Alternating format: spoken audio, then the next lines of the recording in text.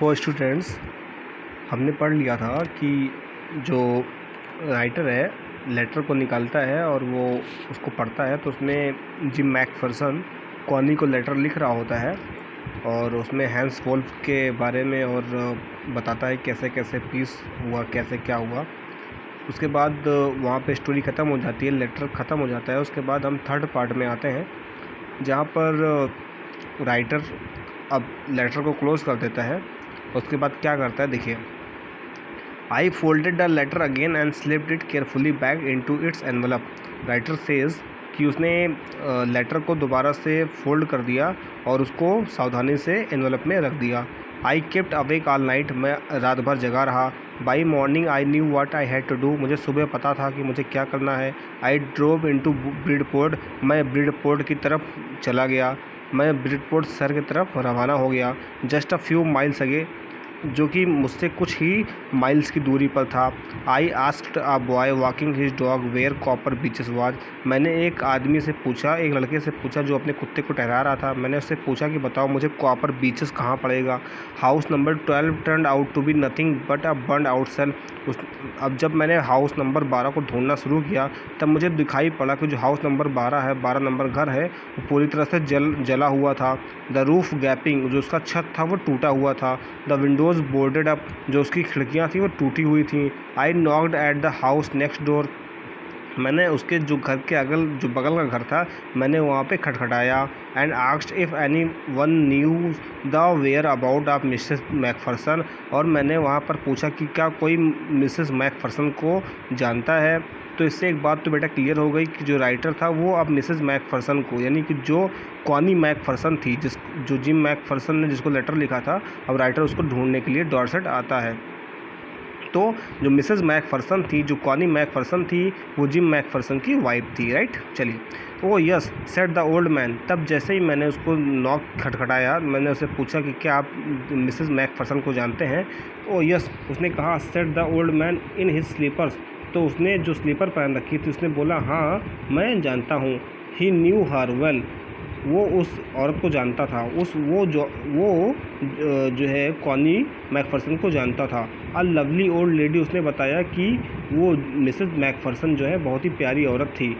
He told me a bit muddle headed, उसने बताया कि वो बहुत ही जो है उलझा देने वाली, चकरा देने वाली औरत थी, ठीक है, काफ़ी परेशान सी रहती थी, राइट। आगे देखिए। But at her age she was entitle to be was not she, लेकिन उसने बोला कि लेकिन जितनी उनकी उम्र हो गई थी इस वजह से शायद ऐसा हुआ होगा। इतनी उम्र में सब ऐसे हो जाते हैं, ऐसा होता है। 101 years old, क्योंकि अब वो 101 साल की हो गई थी। She had been in the house when it caught fire, उसने बताया कि जब वो इस घर में रहती थी तब यहाँ आग लग गई। No one really knew how the fire had started, कोई नहीं जानता कि आग कैसे लगी थी। But it could well have been candle, लेकिन हो सकता है कि शायद कैंडल से लगी हो।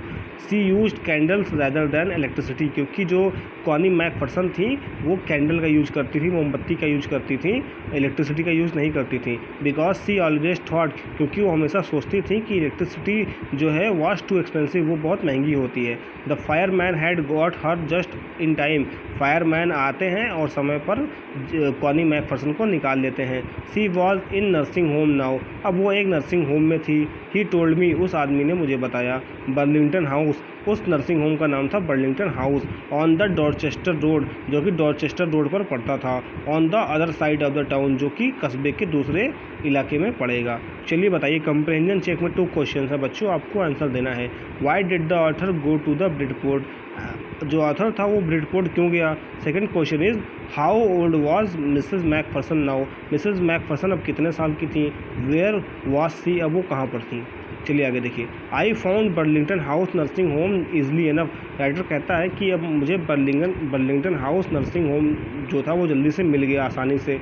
There was paper chains up in the hallway and lighted Christmas tree stood in the corner with the lopsided angle on top. वो बोलता है कि देखिए, एक वर्ड है हॉलवे, हॉलवे मीन्स होता है हॉलवे मीन्स होता है जो जब जाने लगी आप तो जो रास्ता पड़ता है गलियारा, उसे हॉलवे कहते हैं।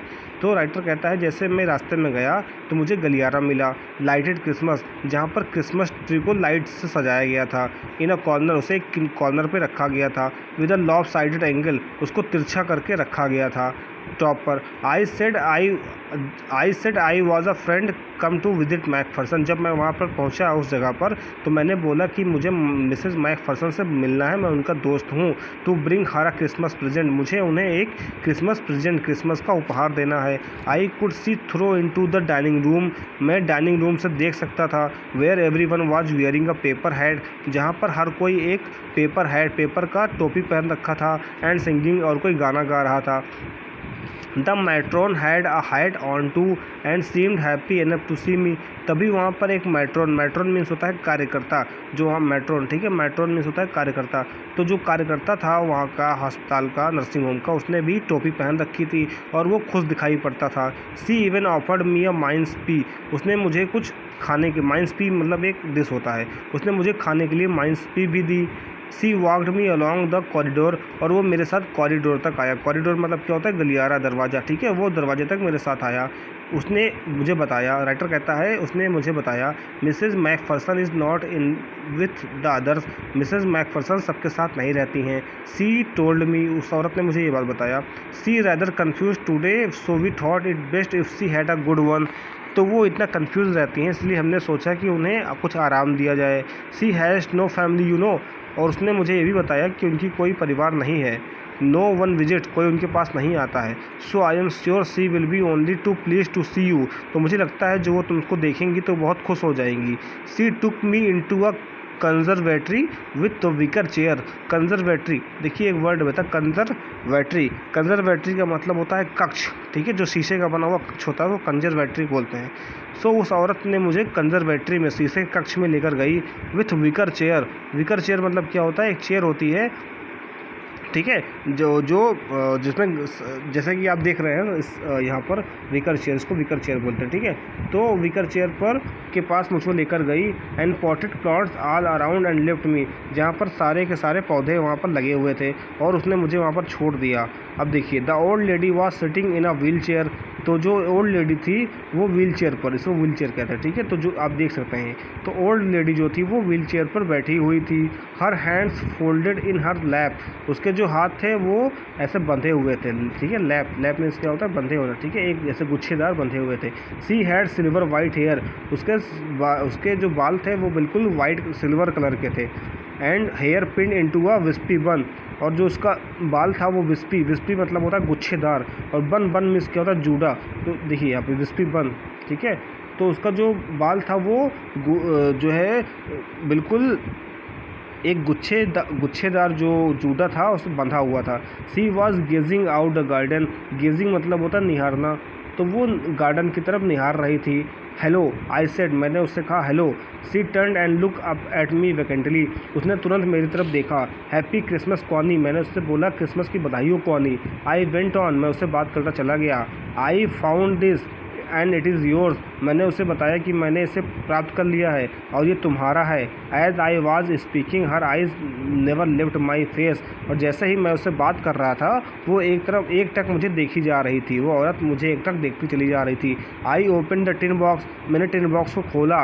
And gave it to her, और मैंने उसे दे दिया। That was the moment her eyes lit up with recognition and her face, देखिए रिकग्निशन मीन्स होता है पहचान, ठीक है। दैट वाज द मोमेंट, वो समय था जब उसकी आंखें चमक गई थी, रिकग्निशन, उसने मुझे पहचान लिया था। एंड हर फेस बिकम सफस्ट, और उसका जो चेहरा था सफस्ट, ठीक है, वो कैसा हो गया था, बिल्कुल सफस्ट हो गया था। सफस्ट में से रंग भर आना, ठीक है, जिसमें एकदम रंग भर आया था, उसके चेहरे पे अचानक रंग भर आया था, ठीक है, खिल उठा था चेहरा उसका। With a sudden glow of happiness, खुशी से उसका चेहरा खिल उठा था। जब उसने मुझे देखा तो मेरी तरफ देखती रह गई, ऐसे लगा जैसे मानो उसने मुझे पहचान लिया हो, और उसका चेहरा जो था बिल्कुल खिल उठा था क्योंकि उसके चेहरे पे खुशी आ गई थी। आई एक्सप्लेन्ड अबाउट द डेस्क, मैंने उसे डेस्क के बारे में बताया। About how I had found it, कि मैंने डेस्क को कैसे प्राप्त किया था। But I don't think she was listening, लेकिन मुझे नहीं लगता कि वो मेरी बातों को सुन रही थी। For a while she said nothing, कुछ देर के लिए वह कुछ नहीं बोली। But stroke the letter tenderly with her finger tip, लेकिन उसने लेटर को प्यार से उस पर अपने फिंगर ट्रिप से, अपनी उंगलियों से फेरा। स्ट्रोक मतलब होता है फेरना, ठीक है। उसने लेटर पे अपने हाथों को फेरा। सडनली अचानक, she reached out and took my hand, अचानक उसने मेरे हाथ को पकड़ा, ठीक है। Her eyes were filled with tear, उसकी आंखों में आंसू थे। You told me you would come home by Christmas dearest, she said, उसने मुझसे कहा कि तुमने तो कहा था कि क्रिसमस तक तुम मेरे पास आ जाओगे मेरे प्रिय, एंड हेयर यू आर, और अब तुम आए हो। The best Christmas present in the world, ये तो मेरे लिए क्रिसमस का सबसे बड़ा उपहार है। Come closer Jim dear, sit down, मेरे पास आओ जिम, बैठ जाओ। सो अब आपको मालूम चल गया होगा कि जो कॉनी मैकफर्सन है वो राइटर को अपना पति समझ रही है, ठीक है। उसको लग रहा है कि जिम जो है, वो जो राइटर है, he is gym Macpherson, right. तो आगे देखिए, I sat down beside her, writer बोलता है कि मैं उसके पीछे बैठ गया। एंड सी किस्ड माई चीक, और उसने मेरे गाल पर किस किया। I read your letter so often Jim, उसने बोला कि जिम मैं तुम्हारा लेटर अक्सर पढ़ती थी, एवरीडे, हर दिन पढ़ती थी। I wanted to hear your voice in my head, मैं तुम्हारी आवाज़ सुनना चाहती थी अपने सर में। It always made me feel you were with me, मुझे ऐसा लगता था जैसे कि तुम हमेशा मेरे साथ हो। एंड नाउ यू आर, और आखिरकार तुम अब मेरे साथ हो। Now you are back, you can read it to yourself, अब तुम चूँकि वापस आ गए हो इसीलिए लेटर तुम खुद से पढ़ के मुझे सुनाओगे। Would you do that for me, क्या तुम मेरे लिए करोगे। जिम डियर, मेरे प्रिय Jim, I just want to hear your voice again, मैं तुम्हारी आवाज़ दोबारा सुनना चाहता हूँ। I would love that so much, और मैं ऐसा करना पसंद करूँगा। And then perhaps we will have some tea, और उसके बाद शायद हम कुछ चाय पियेंगे। I have made you a nice Christmas cake, और उस औरत ने कहा, कॉनी मैकफर्सन ने कहा कि मैं तुम्हारे लिए क्रिसमस केक भी बनाया है। मार्जी पैन ऑल अराउंड, और चारों तरफ मार्जी पैन है। मार्जी पैन क्या है, डिश, मैंने आपको बताया था ना, जो जिमी मैकफर्सन को बहुत पसंद था। तो कॉमी ने कहा कि मैंने तुम्हारे लिए मार्जी पैन भी बनाया है। I know how much you love मार्जी pan, मुझे पता है कि तुम्हें मार्जी पैन कितना पसंद है। So writer of this story is Michael Morpurgo, ठीक है। माइकल मोर पुरगो ने इस स्टोरी को कंपोज किया है बेटा। तो लास्ट में क्या सामने आता है, लास्ट में ये क्लियर होता है कि जो राइटर था उसको कॉनी मैकफर्सन ने अपना हस्बैंड समझ लिया था, ठीक है। जिमी मैकफर्सन जो था उसने लेटर को लिखा था, ठीक है, और उसने लेटर को लिख के ड्रॉर में छोड़ दिया था, और आई थिंक वो खुद मर गया था, ठीक है। और राइटर ने उसको ढूंढा और ढूंढकर उस कॉनी मैकफर्सन के पास लेकर आया। कॉनी मैकफर्सन को लगा कि शायद वही जिमी मैकफर्सन है, राइट। चलिए, अब आपको दो और क्वेश्चन हैं जिनके आंसर देना है इस पैराग्राफ के बाद, इस पार्ट के बाद। देखिए, फर्स्ट क्वेश्चन है, who did Connie Macpherson think her visitor was, Connie Macpherson को क्या लगता था कि उसकी जो विजिटर है, जो उसके पास आया है, वो कौन है। सेकंड है, which sentence in the text, इस टेक्स्ट में कौन सा ऐसा सेंटेंस है that shows that the visitor did not try to hide his identity, कि जो राइटर है उसने अपनी पहचान छुपाने की कोशिश नहीं की थी, ठीक है। तो आप इसका आंसर कमेंट बॉक्स में लिखेंगे। Thank you.